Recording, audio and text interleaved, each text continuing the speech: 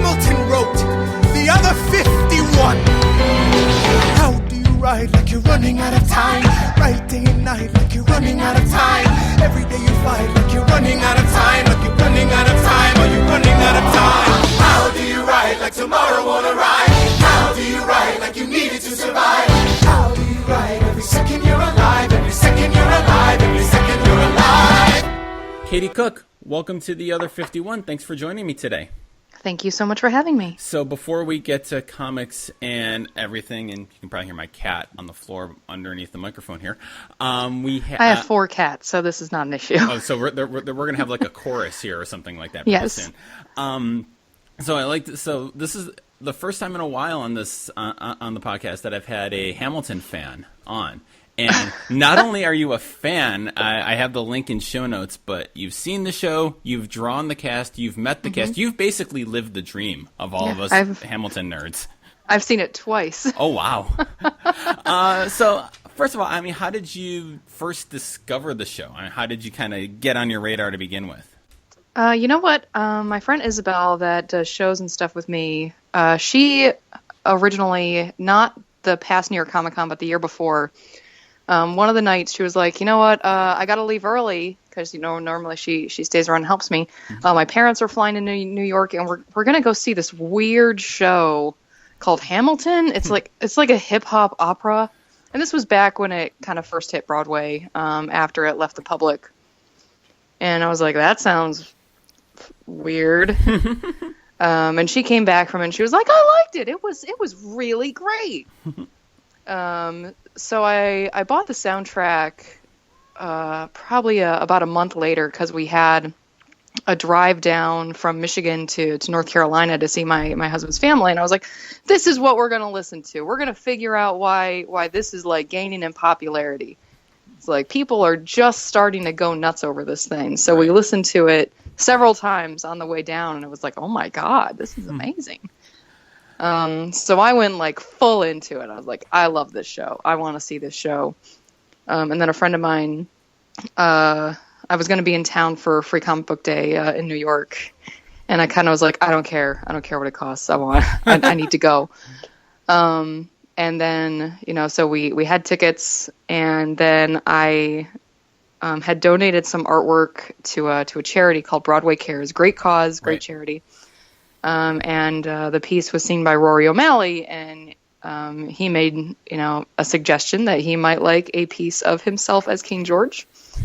And it was like, well, guess what? I'm going to be there in a couple weeks. I can give it to you in person. Just so happens, right? And so then I did a piece of everybody in the principal cast from the original cast because they were still all there. And kind of did a tweet blast of like, I'll be there if you want to pick this up. And everybody ended up sticking around after the show. So I got to hand out the artwork I did. I got to meet everybody. You know, I have a picture of myself with Lynn where I look like a moron because I'm just so happy, and pictures of me with Leslie, and just, you know, everybody in the main cast. And then, oh God, it was such a blast. And then we saw it again later that year because I was out there for New York Comic Con again.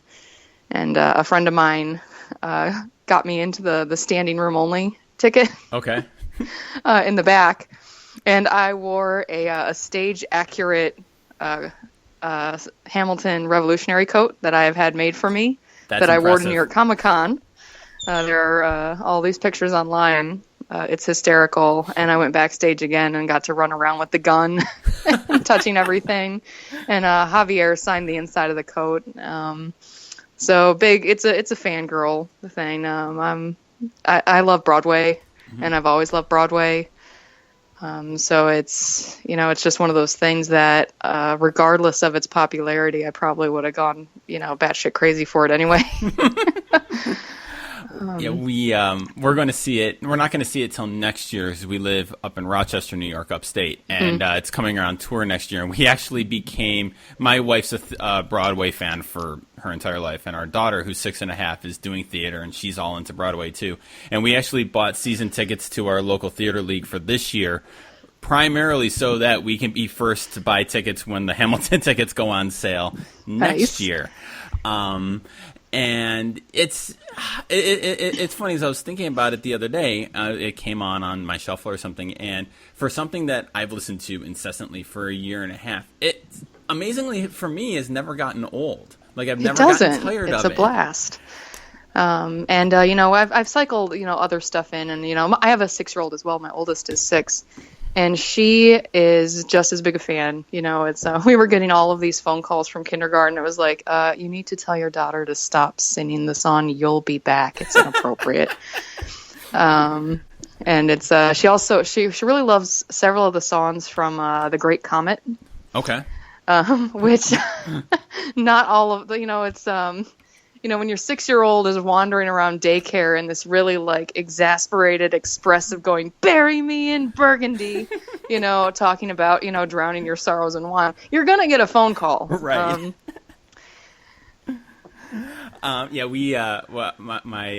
We've had several talks on, there are songs you can sing when you're doing a show or singing the song, but they're not words that you sing or say in other contexts. And we also have so my daughter's theater group, she's doing Wizard of Oz for their summer play, and I'm really worried that she wants to be Glinda because we saw Wicked. So I'm afraid she's gonna turn her audition into basically turn Wizard of Oz into like this weird Wizard of Oz Wicked hybrid for 5-year-olds and 6-year-olds, and it'll be interesting if nothing else. I'm totally okay with that. Do you have a current favorite song from Hamilton? Probably Wait For It. Okay. That's all that snuck up on me as my favorite. Yeah. It's it can change, it's my husband's favorite is Dear Theodosia, but it's because he's a parent. Right. But yeah, Wait For It like came on really strong as being like just this like kind of, it's almost like a power ballad. Right. So I'm a big fan. I have it on all my playlists for when I'm working. So as someone who writes and who creates for a living, what is it kind of about this show and this story and the way it's told and the way Lynn writes it and tells it? What stands out to you from a creative person, from a storyteller? It's the big draw for me, and this comes from somebody. My mom taught high school history. So American history has always been a very big part of my life. All of our vacations when I was a kid centered around touring Civil War and Revolutionary War sites, all of these other things. And all of a sudden here was this really beautiful, interesting way to present a story. And, not only do I love Broadway and I really like history, it was all of a sudden this weird amalgamation of the two things. Wrapped up in this, beautiful little package with a big bow on it for me. And, as someone who is a creator, I both write and draw. It was like, oh my God, this is so inventive. This is so unique. This is one of those things that people are going to be copying. It's so bizarre nowadays to see something that's so truly original, because everything, you can always tell where a lot of the influences lie. Right. That for me, it just felt like it was like, wow, I haven't heard anything like this before, and I know that from now on we're gonna get, someone in 20 years is gonna be like, yeah, but look at my Thomas Jefferson musical. Isn't it so unique? And it was like, oh well, no. And it's something that just it was that individuality of it that just gripped the entire country. And it was so funny because we were then over in the UK. And I saw this woman with a Hamilton tote bag, and I like launched myself at her because it was a painting of the actual Alexander Hamilton that they had superimposed. Why do you write like you're running out of time on it? Right. And I was like, in a million years, I wouldn't think that the Hamilton craze would hit London for a lot of reasons. For lots of reasons. And she's like, oh my God, no, we're all obsessed with it here. I was like, really? But it's even, to the point where it hit a note with the country that they were bad-mouthing through the whole thing. No, there's a lot of love there. And, there's also the people that just don't understand it, which is fine. But I mean, for me, I just really loved it. And, there's a lot of things that I love. I'm a giant nerd. But this just happens to be the newest thing that I have, completely been enamored with. And I think it is part of that individuality of it, and being like, God, I want to create something that's that unique and that gripping and that, that you, it's, it's not going to die. It's not going away anytime soon. It's not a fad. It's going to tour for a really long time. And it's this weird cross genre of Broadway and hip hop and just lots of stuff that you never thought was going to work together. With all this history thrown in, even though the history is not always completely accurate, but who cares? Right. One of the reasons I was so excited to have you on this week is we've had a lot of different writers on the podcast. We've had sports writers, we've had novelists, we've had historians, academics, but I've never talked to a comic book writer. And I love comic books, and I very much want to talk about comic book writing because I'm a giant comic nerd. And so this is super cool. So first of all, can you just kind of talk a little bit about kind of your career path and how you got to where you are today? Yeah, it's actually just yesterday was my freelance anniversary. Congratulations. 7 years ago, I quit my full-time graphic design job to go full-time into illustration and comic books. And a lot of that started out with, back around that time, I had been drawing the webcomics for StarWars.com that went along with the Clone Wars TV series. And I was writing and drawing for Fraggle Rock. Nice. For then Archaea, which is now under the Boom umbrella. And just a lot of other little side projects. I'd done like a story for Dark Horse Presents, and I had done, now miscellaneous stuff for Marvel and anthologies. I did a story for DC's Gotham Academy. I was running my own webcomic, Gronk, which I've taken a break from, but that one's coming back. Awesome. And let's see. I guess I should mention for 4 years I was the lead writer of the My Little Pony Friendship is Magic comics. I'm not exaggerating. This is not a setup. There's the Ponytails comic is sitting right next to me because my daughter brought it down and was reading it to me. To me this morning. Yeah, it's and then I've been illustrating Star Wars children's books, and just bouncing around between lots of stuff. I've got more projects coming up that I have NDAs for that I can't talk about that I'm really excited about. Plus, I'm just launching a creator-owned book in September called Nothing Special with Webtoon.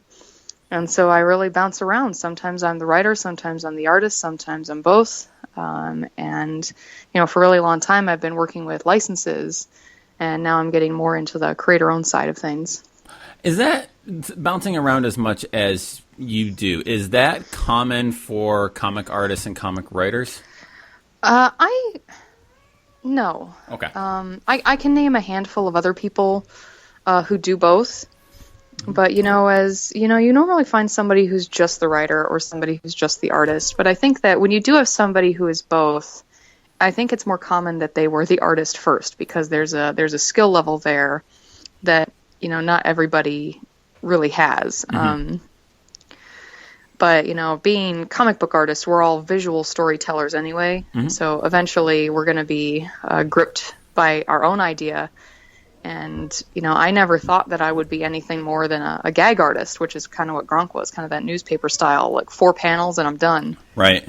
And Fraggle Rock kind of pulled me away from that and said, no, you're funny. Let's try giving you a longer story. So I did a couple of issues or a couple longer format stories.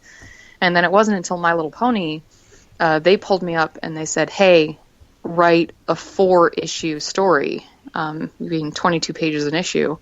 And I was like, you want me to write what? So the very first My Little Pony trade, which is The Return of Queen Chrysalis, is the first long format comic I've ever written. Really? And it ended up selling like 1 million copies, which is terrifying. And I don't see any of that. That was a licensed book. Okay. But, and then it's been translated into tons of different languages. And it kind of was a new start of an era for me of people knowing me as just the writer of a book. Okay. which is bizarre for me. And then I went to a few book signings and a few My Little Pony events where people weren't even aware that I was also an artist. What was that like for you? Weird, because, I've always been the artist first. I have a BFA in illustration, and I've always just, considered myself an artist, and I always thought that art was my strength. And now all of a sudden, I have this whole sector of people that like my work, but the work that they like is my writing. And they're like, oh, you draw too? Well, it's fine, but I think you're a good writer. So for writing a comic book, like when you're writing, let's say, like that 4-issue My Little Pony run, or even any kind of comic, what's the writing process like when you're working, let's say, with an illustrator, not rolling your own, but doing like you're the writer and there's an illustrator, or you're the illustrator and there's a writer? What's the process like?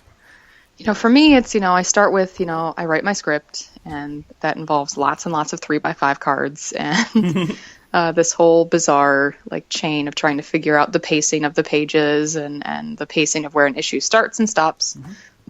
And then I type it all up, and then I have to send it over to the editor at IDW, and then they send it to Hasbro, and then Hasbro would approve it or send back changes saying Applejack would never say this.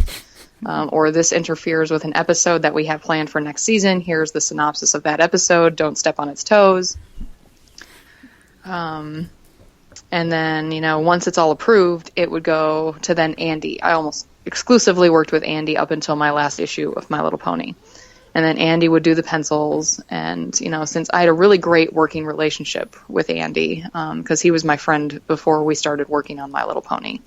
Andy has been my friend for like 10 years. But then he would, send me, panels and stuff that he thought were hysterical, and, I'd get a little bit of input on the art.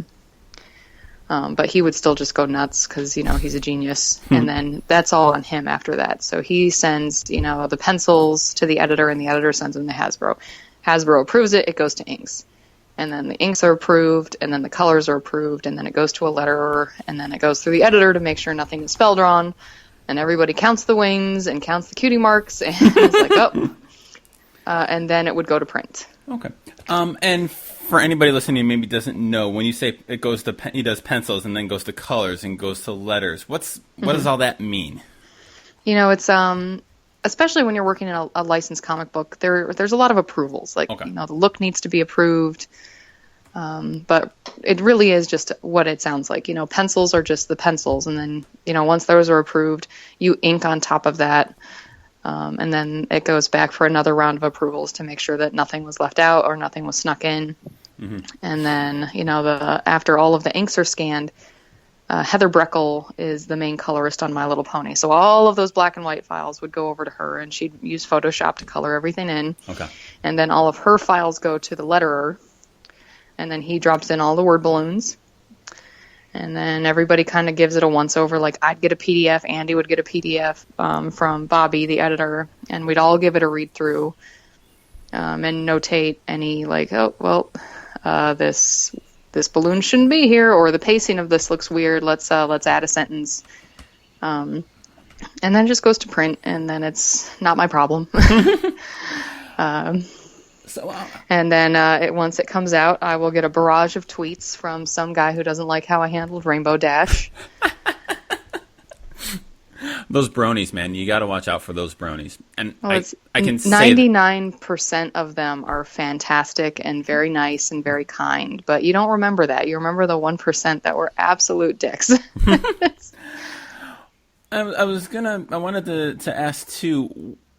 When you were writing or do write My Little Pony or write an existing character or a character set, what kind of challenges does that present to you as a writer or an artist, in that you've got to fit, like you said, Applejack would never say that, or you've got to kind of fit with a pre-established character? How much of a challenge is that to write and draw for and around? I almost think that it takes away some of the challenge because you already have an established voice. Okay. I can't say what project it is right now because it's not announced, but I'm working with a licensed character right now, and I have to write it in those characters' voices. And, so I had to binge watch a TV show for work, Right, of which course. was great. And then the challenge from that comes, you have to sit there and you pay really close attention to how that character speaks and how that character reacts. And then when it comes to me writing the script, all I have to do is I come up with the situation, and then it's almost like in my head, I watch it as a TV show. It's like, okay, so how would she react to this situation? How would he react to this situation? How would they react against each other in this situation? And since you've already watched the show, and you've read the scripts for the other episodes that are coming up, you can tell in your head, the personality of that character and how they're going to react. So it takes away that challenge, because when you're writing for yourself, like the project I'm working right now that I'm drawing, none of that is established yet. Okay. So it's because I came up with that character. I came up with that character's personality. And it's still such a bare bones thing. It's like, wow, how would she react to this? Because how I make her react to this in this moment is going to shape what her character is for the other 20 installments of this story. Okay, so it's almost like a little that great freedom, but with great freedom comes great responsibility, because you realize you're shaping everything that comes after it. Yes. Huh. Interesting. Is your process for writing, for drawing, how different is it when you're writing your own character, like the one you're working on now, or when you write Gronk? Is there anything process-wise that's different for you? Not really. It's when I'm working on something that's creator owned, I almost think there's a little bit more teeth pulling in it from my end. When it's a licensed character, that's been my job for so long, that I just sit down and it's like, all right, I know where I want this to go. I know exactly how to get from point A to point B to point C. I know what my first act is. I know what my second act is. I know what my third act is. And I'm going to put it down on the paper, and I'm going to send it off to the editor, and they're going to tell me what's wrong with it. And, if there's anything wrong with it, I'm going to fix it. And then it's going to go to the script department from this other thing, and they're going to see if it, there's a level of hand holding, almost, okay, that it's like, if I stumble, somebody over there is going to tell me where I stumbled, and they're going to walk me through it and fix it. With my creator-owned book, because I printed out the script for it, and it took up like an entire ream of paper. It's like 250 pages. Wow. And it's going to run for like 26 weeks. And I actually I hired an editor. Okay. I brought in a friend that I had read it, and I was like, there's something missing, or there's too much going on right now. And he read it, and he went through it with me. He was like, you don't need this. You need to, fix this bridge from this bridge to this bridge. After I'd been writing this thing for like 5 months. Right. And he's the one that talked me out of, there were scenes that I basically only put in there because I wanted to draw them. And he's the one that was like, stop it. Stop doing that. So I axed stuff that I had really loved. That he was like, that's not an important part of this story. If you ever do more of it, you can fit that in somewhere else, but you don't need to do that right here. And he's the one that, came through and really helped me. Because, some people can just go nuts and write. Mm-hmm. I need somebody, to read it through with me and either reassure me that was a good story decision, or, get combative with me and say, like, why is this here? I need that sounding board of another person. And I've discovered that about myself, especially when I'm writing for myself, and it's something that's longer format. If it's a Gronk strip or something that's 4 panels, I can knock that out. That's fine. That's what I do. Mm-hmm. But if it's something that's this long, and it's like a movie script at this point, I needed somebody to be like, all right, why is this scene here, Katie? You don't need it. It's this little fluffy piece that doesn't need to be there. You can take it out, but I want to draw it. I don't care. In terms of being, like I said, you're the first artist and visual storyteller that I've talked to on it, and I'm a word guy. I've always been a journalist, teacher, word person. What are some of the important things when you're telling a story visually? Like, what are some of the things that are important to you in terms of storytelling from a visual perspective? For me, I think that when you're doing a comic book page, you need to be able to tell what the story is, even if you take the word balloons away. Okay. I think that's a really important part of being a visual storyteller, is that when all is said and done, let's say I have a bunch of books down in my office that are in different languages that I bought just because I really like the art. So there's a lot of stuff that's in French and Italian down there. But I still get the gist of the story, even though I don't understand the words. Okay. And I think that's really important while you're laying out a page, is if everything went away except for the artwork, do you still know what's happening? Okay. Because there's a fatal mistake of, a lot of younger comic book people is that their comics are just a bunch of talking heads. Okay. And they really rely on the words to tell the story. And it makes me so mad because it's so lazy. And I know I'm guilty of it sometimes if I'm in a time crunch, but I try not to. There's that thing of like, you should always have a full body on a page and then a close up and then one from this angle and then, yeah, you can look at it that way, but it's just always make sure on the page and in the book if you can take the words away. That's what I tell every young person, every portfolio I've looked at. It's funny because I one of my favorite all-time comic book run is the Hawkeye, the Matt Fraction, David Aja run. Oh, it's brilliant. It's probably I recommend that anybody who asks me about comics, I'm like, read that. If you don't like that, comics are not for you, and that's fine. But that's and the two, it's brilliantly written. The writing in it is great. But the two things, as you were talking, I remember were from the end of the run, the second to last issue when Pizza Dog came back and kind of had the boomerang arrow and kind of like cockeyed to Kate, and then in the finale, I think it was the finale, when Grills' dad was dumping the hot coals on the invaders and the smile on his face. And there's no word bubbles in that, but it's just such an evocative way it's drawn and beautifully told part of the story. So do you have, what are some of your, I mean, this is going to be a loaded question for a comic book nerd, but some of your, what are, if someone says, I want to get into comics or I'm interested in comics, what do you recommend to them? The absolute first thing I recommend to them is Bone. Okay. Jeff Smith's Bone is the thing that made me like sit back and say, I don't have to draw like Jim Lee to make comic books. Wait a minute. And I love the book. Let's see. I just walked down in front of my bookshelf. So let's see. Just seeing what some of my current favorites. I do really love I Hate Fairyland, what Scotty Young is doing right now. I think it's brilliant. If you have a younger person trying to get into comics, any of the Raina Telgemeier stuff is just brilliant. There is a reason she's always at the top of every single bestseller list. Saga. Of course. Yeah, absolutely. It's almost like you almost don't have to mention it at that point. It's like you would just assume that, if somebody walked into a comic shop and said, I want to get into comics, the shop employee would be like, well, here's Saga. Right. I guess if you want to get into the older stuff, it's super sad. But if you want to go with superheroes, you read DC's New Frontier, full on. Let's see.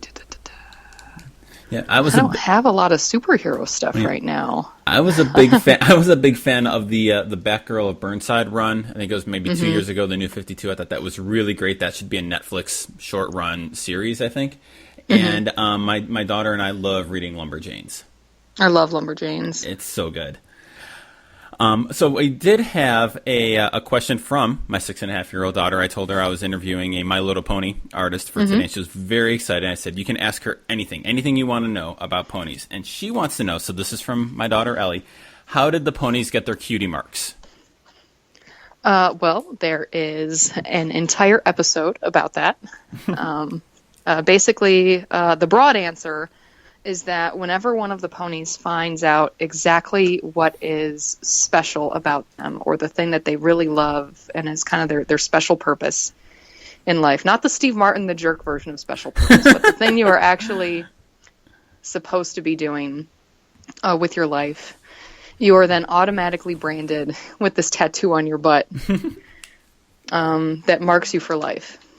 And I really there's something to both love and hate about that. Right. As I say, the way you just described it, it sounds really kind of sinister.